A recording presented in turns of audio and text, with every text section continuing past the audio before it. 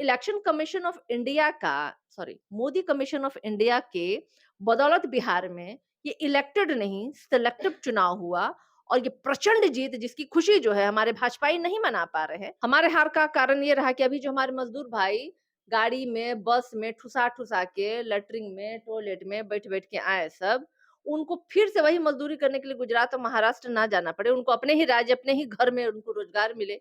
हम इसकी बात कर रहे थे। कई ऐसे विधानसभा है जहाँ पे जो मतदाताओं की संख्या बढ़ाई गई है, जोड़े गए हैं, वो पूरे के पूरे जुड़े हुए जो सबके सामने भाजपा को वोट दिया, उसमें एको को नहीं था जो महागठबंधन को वोट देता है। पहले तो कहते थे कि व्यवसाय के लिए दे रहे हैं और ठीक इलेक्शन के वोटिंग के एक दिन पहले कह दिया कि नहीं नहीं नहीं पैसा लौटाना नहीं है। ट्विटर ट्विटर पे जाके ट्वीट किए थे ये लोग कि वो पैसा लौटाना नहीं है। नीतीश कुमार ये भी बोले हैं हाँ, ये आप रखिए रखिए रख लीजिए और इसके बदले में हमको वोट दे दीजिए। जहां एनडीए को प्रचंड बहुमत मिली वहीं इंडिया गठबंधन को कड़ी हार मिली है। मेरे साथ बातचीत करने के लिए आरजेडी की प्रवक्ता सारिका पासवान जी है। क्या कमी रह गई मैम? अब इतने देखिए, पहले तो एनडीए को जिन लोगों को प्रचंड जीत हुई है, वो लोग अपनी प्रचंड जीत में प्रचंड खुशी भी नहीं मना पा रहे हैं क्योंकि उनको भी उम्मीद नहीं था कि इतना उनको प्रचंड जीत होगा। लेकिन खैर बहुत-बहुत उनको मुबारक हो। 20 साल के बाद ये 5वाँ और 5 साल उनका जुड़ने जा रहा है, तो अब कम से कम जब अगला चुनाव हो, तो फिर वो जंगल राज का गाना ना गाए भाई। छाती पे गोली और बुर्खा और इन सब के विषय पे गाना ना गाएँ। अब कम से कम अपने विकास में वोट माँग लीजिएगा, मुझे बस पता है कि वो नहीं माँग पाएँगे। अब हार का कारण है हमने भाई आत्म-समीक्षा किया कि क्या हार का कारण रह गया।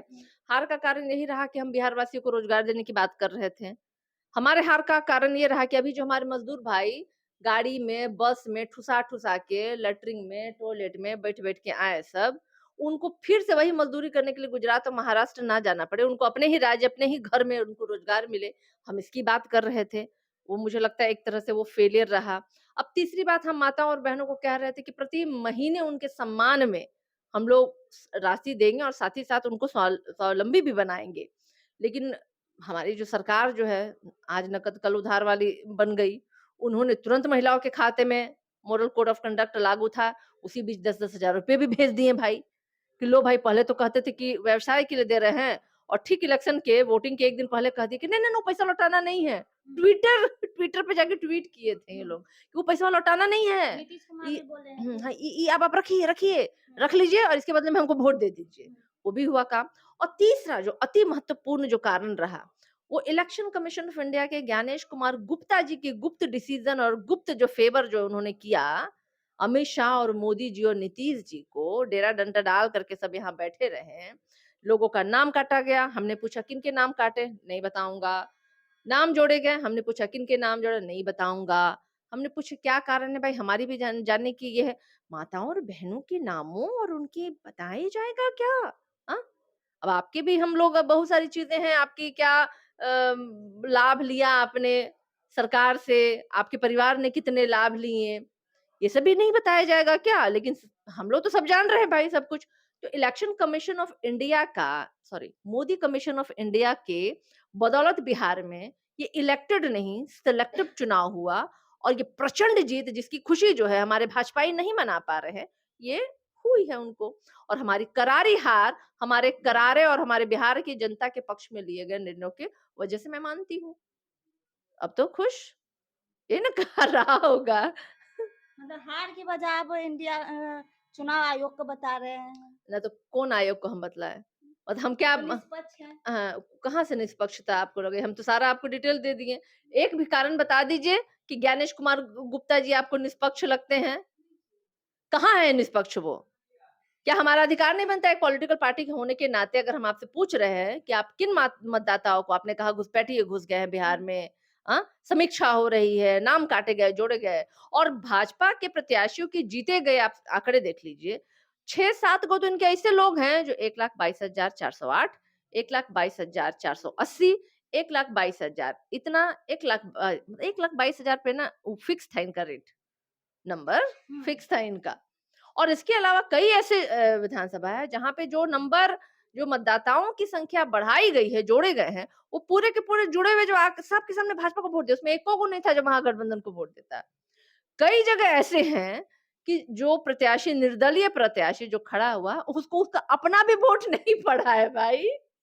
और फिर भी आप कह रहे हैं कि हम ज्ञानेश कुमार जी के ज्ञान पे, बाप रे बाप! ज्ञानेश कुमार जी के ज्ञान पे हम प्रश्न नहीं कर सकते, बहुत प्रचंड जीत उन्होंने कराई है भाजपा को। चिराग पासवान भी बड़ी जीत हासिल किए हैं। हाँ, तो वो कोनो अलग हैं क्या? राम, हनुमान सब तो एक ही ना है भाई।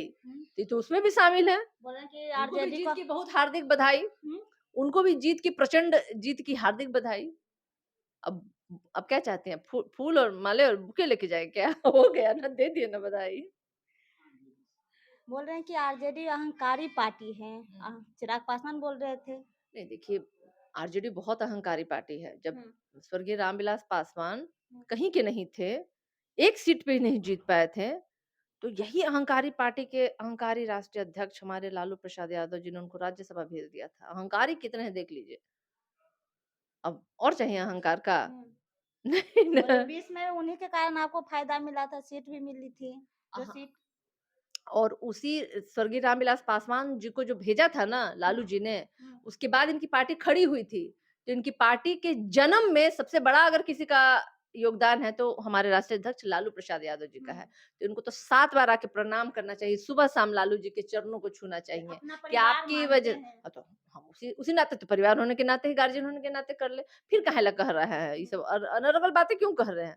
गोड़ लागे वो सुबह-शाम आके गोड़ लगना चाहिए बोल उनको। रहे हैं कि बीच में जो आया है, जीत क्या के आया है? सीट आया था 73 वो सीट आई, वो सब तो चिराग के ही कारण आया था। जेडीयू को जहाँ नुकसान पहुँचा है, अच्छा, उस वहीं समय आरजेडी चिराग को जी हम लोग के फ़ायदा। साथ लड़ रहे थे क्या? हुँ। हम लोग के साथ चिराग जी लड़ रहे थे। हुँ। उस समय भी वो भाजपा की बी टीम की तरह लड़ रहे थे। हुँ। इस बार भी वो भाजपा के साथ लड़ रहे थे।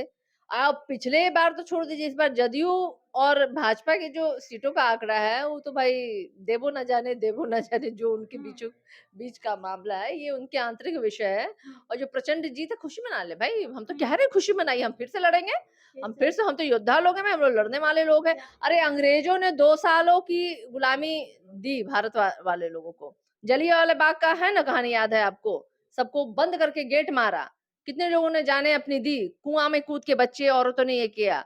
एक क्रूर जो अंग्रेज, एक सारे सत्ता और सारी चीजों से संपन्न जो बिहार में जो 2 सालों तक उन्होंने राज किया, एक नंगे एक भूखे व्यक्ति गांधी जी ने ऐसा सत्याग्रह छोड़ा, ऐसा आंदोलन किया कि भारत छोड़ के भागना पड़ा। तो जो लोग अभी सोच रहे हैं कि हम बहुत बड़े मतलब सामंती हैं, हम बहुत ज़्यादा सबल हैं और हम एकदम अनंत और शाश्वत है, ऐसा कुछ नहीं होता है। हुँ। अंत होती है और हमारी लड़ाई तो है ये। हम तो भाई बाबा साहेब के विचारधारा की लड़ाई लड़ रहे हैं, शहीद जगदेव जी की लड़ाई लड़ रहे हैं, कर्पूरी ठाकुर जी की विचारधारा की लड़ाई लड़ रहे हैं, तो हमारी लड़ाई तो मुश्किल है ना भाई।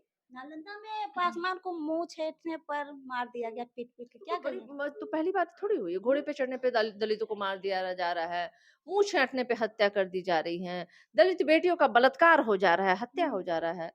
तो हम तो लड़ रहे हैं इसी की लड़ाई, हम उन्हीं की तो लड़ाई लड़ रहे हैं, उन्हीं की तो लड़ाई हम लड़ रहे हैं। लेकिन ऐसी जो स्थिति जो बनी हुई है देश भर में, ये कब छुटकारा मिलेगा? लेकिन आपके विचारों उनके तक पहुँच नहीं पा रही है। अब हम कैसे अपने विचारों को पहुँचाएँ? हुँ। हम प्रशासन, सत्ता से और तमाम लोगों से कहते हैं, चिराग जी से कहते हैं हुँ। कि कई दुसाध समुदाय के ही लोगों की हत्या की गई है, कम से कम जाकर के उनको सांत्वना देना चाहिए हुँ। उनको। और साथ ही साथ कड़े जो अपराधी जिन्होंने इसको अंजाम दिया है, हुँ। उनको कड़ी से कड़ी सज़ा मिले। अच्छा बोल रहे हैं कि 10,000 कैश, क्या आने वाले चुनाव में भी ये आपके तरफ से हो सकता है? कहाँ से क्या हम लोग ₹10,000 देंगे? हुँ? ₹10 का हम लोग का औकात नहीं है, 10,000 हम लोग कहाँ से देंगे? हम मुद्दों की लड़ाई लड़ते थे, मुद्दों की लड़ाई लड़ेंगे। मुद्दों की भटकना नहीं बिल्कुल, है। क्यों भटकेंगे हम? हम लोग भटकने वाले थोड़ी लोग हैं, हम लोग मुद्दों पे लड़ाई लड़ते हैं। मेरे साथ बातचीत करने के लिए सारिका पासवान जी थे। बाकी इस पूरी बातचीत पर आपकी क्या राय है कमेंट बॉक्स में ज़रूर बताइएगा। फिलहाल के लिए धन्यवाद।